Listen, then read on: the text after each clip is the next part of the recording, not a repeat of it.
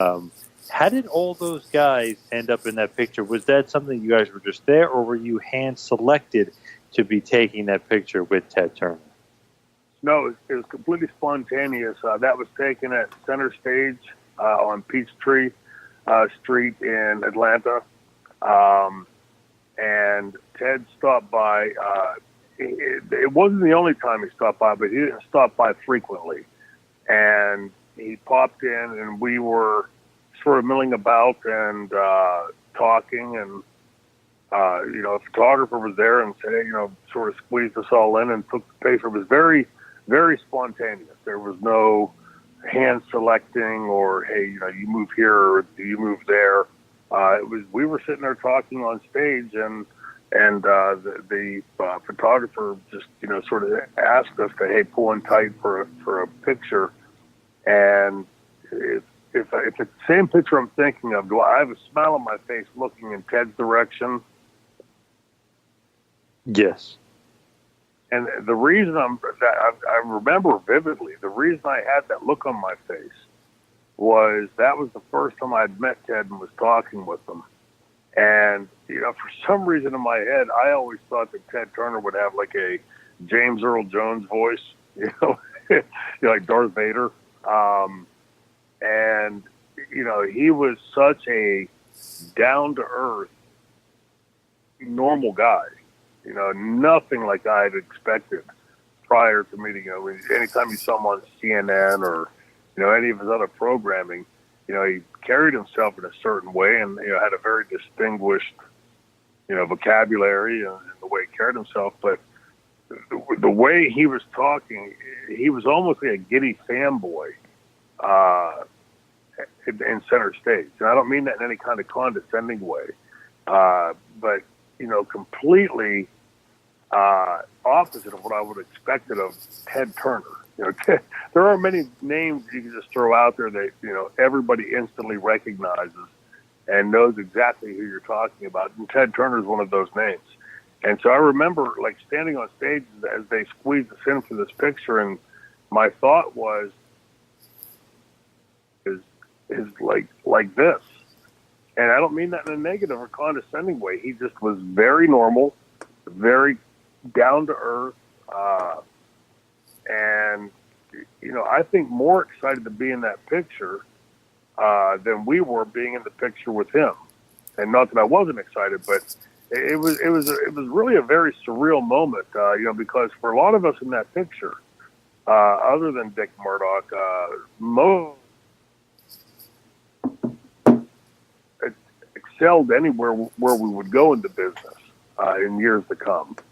And, so like, I remember distinctly standing on the edge of that, behind Murdoch, and looking down and thinking, like, I can't believe Ted Turner is this down to earth, like this kind of a normal guy.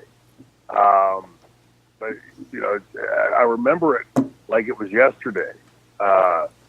It was one of those things, where you there's certain things in your head that stick out and you remember vividly, and that was one of them. And I think in large part because I was at that time so excited to be in a company like WCW, on a network like TBS, and working for somebody like Ted Turner, who had single-handedly transformed the news industry. And, we were all hoping at that moment would do the same thing for wrestling, for the NWA that he had purchased, do the same thing for that, work his same magic that he had worked with news. And in many ways, we could maybe we'll do a show on this one time. I think in many ways he did do that. That he broadened the horizons, expanded the horizons of wrestling with WCW on TBS. And at that moment, my thought, and I'm sure other people in the picture were thinking the same thing, that this is the guy that's going to, push the boundaries of wrestling. Which means more employment for all of us, better programming for the fans, and that was the hope at that moment. In hindsight, I think, unfortunately, especially once he had sold out to Time Warner. We had talked about that at different moments over the episode, over different episodes. I mean, that the people that were brought in didn't share the same vision that Ted Turner. Ted Turner is a wrestling fan. He loves professional wrestling. That's why he brought it there in the first place. It's why he sold the slot to Vince McMahon originally, way back. It's why he brought Crockett Promotions on after that. He's a wrestling fan. He's a mark, like all of us.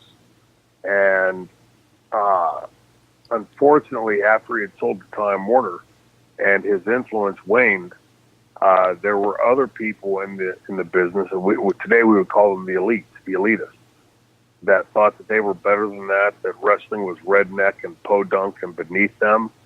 And I'm sure if we could get Ted Turner on the show, which would be a pipe dream, but I'm sure that he'd have some really interesting comments to make about what happened with WCW, about what happened with wrestling on Turner Broadcasting, and the impact, the lasting stamp that he could have made on wrestling that was negated by those moves by Time Warner executives.